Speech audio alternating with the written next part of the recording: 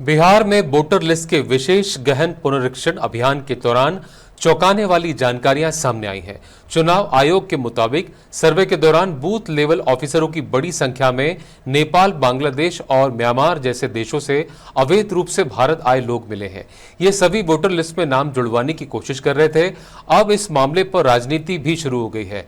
विपक्षी नेता चुनाव आयोग और सरकार पर हमलावर हैं, तो एनडीए के नेता विपक्षी नेताओं पर पलटवार कर रहे हैं।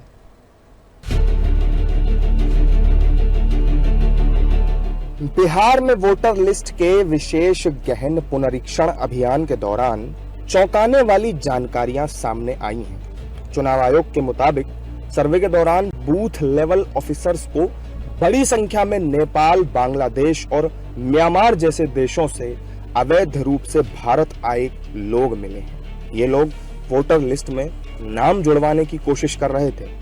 अब इस मामले पर राजनीति भी शुरू हो गई है। विपक्ष के नेता चुनाव आयोग और सरकार पर हमला रोल पे, जिसपे उनको बड़ी संख्या में तो माननीय प्रधानमंत्री जी का चयन उसी इलेक्टोरल रोल पे हुआ है, वहीं से सांसद चुने गए। और उससे ज्यादा गंभीर बात, अगर एक भी बांग्लादेशी विदेशी वहां के इलेक्टोरल रोल पे, हु इज रिस्पॉन्सिबल? कौन नहीं रोक पाया? The home minister of India, Bharat के गृह मंत्री। उनकी असफलता है, वो रिजाइन कर दें, मुझसे नहीं हो पाया।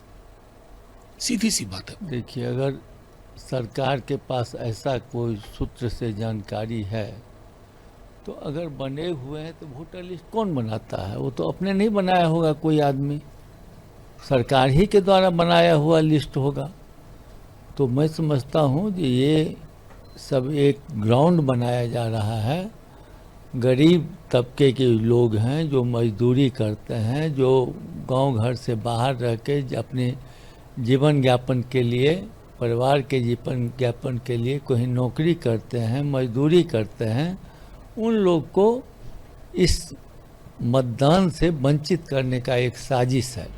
जबकि एनडीए दल के नेता विपक्षी दल के नेताओं पर निशाना साध रहे हैं और विदेशी लोगों को जबरदस्ती नागरिकता दिलाने का आरोप लगा रहे हैं।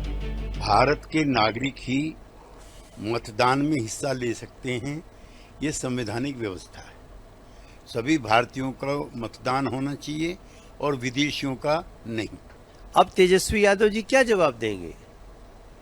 क्या बांग्लादेश और म्यांमार और ऐसे दूसरे देशों के नागरिकों को वोटर बनाने के लिए वो तैयार है? चाहते तो है ही है, लेकिन सामने से बोलिए। बाबा साहब भीमराव अंबेडकर के लिखे संविधान को इस तरह से कुचलेंगे अगर ये लोग, तो बाबा साहब भीमराव अंबेडकर के अनुयायी इनको जवाब देंगे। बहरहाल इन संदिग्ध नामों की अब जांच की जा रही है और 1 अगस्त 2025 के बाद जो नाम सत्यापित नहीं होंगे उन्हें 30 सितंबर को प्रकाशित होने वाली अंतिम वोटर लिस्ट में शामिल नहीं किया जाएगा। माना जा रहा है कि अंतिम लिस्ट के प्रकाशन के बाद चुनाव आयोग इन अवैध प्रवासियों की संख्या को